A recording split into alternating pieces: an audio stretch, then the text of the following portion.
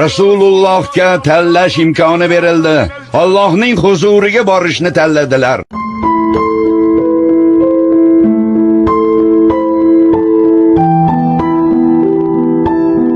Endi nima qilamiz?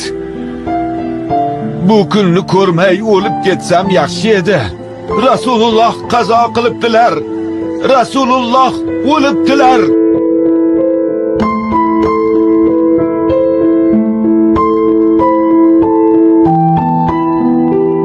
Rasululloh qazo qilibdilar, Umar. Nimalar deyapsizlar, sho'ringiz qurgurlar? Rasululloh sallallohu alayhi va sallam o'ldi deganning tili uzilsin iloyim. Yo'q. Bu rost. Mo'minlar onasi Oyshaning uylaridan shu xabar chiqdi. Yo'q dedim.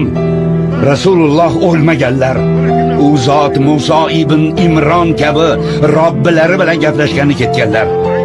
Musa alayhissalom 40 kechaga ketib, qavmlari u zotni o'ldi deb o'ylashganda qaytib kelganlar. Rasululloh xuddi Musa alayhissalom kabi qaytib keladilar. Rasululloh o'ldi degan odamning qo'l oyog'ini chopib tashlayman.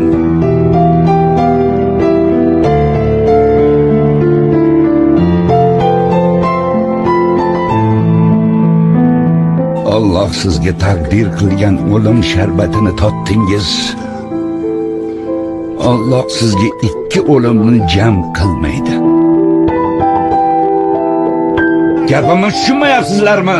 Tilingizni tiying. Kimda kim Rasulullohni o'ldi desa, savalayman. Biroz jim tur, Umar, quloq sol. Bu odamlar nima deyotganini eshitmayapsizmi? Ular munofiq bo'lib qolishdi.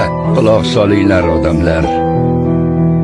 Bandalari ustidan hukmron bo'lgan Allohga hamd bo'lsin.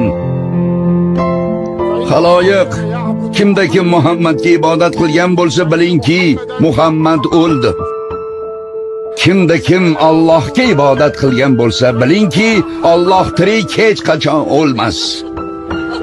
A'udhu billahi minash shaytonir rajim. Muhammad ham bir rasul xolos. Undan oldin ham rasullar o'tgan. Agar u o'lsa yoki qatl qilinsa, orqangizga qaytasizmi?